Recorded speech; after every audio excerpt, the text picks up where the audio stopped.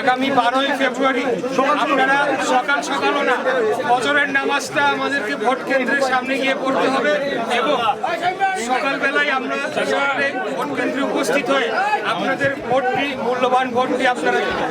আমি আরএসএসের পক্ষে আপনাদের কাছে ভোট চাচ্ছি, আপনারা আমাদেরকে একটা ভোট দেন। ভোট দিয়ে আগামী দিনে আপনাদের জন্য কাজ করতে চাই।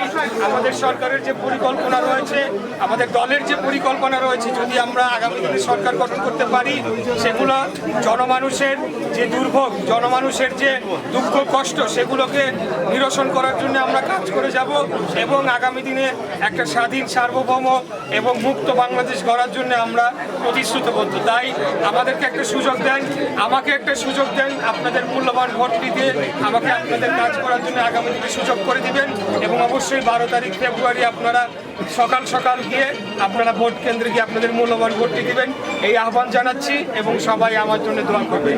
ধন্যবাদ।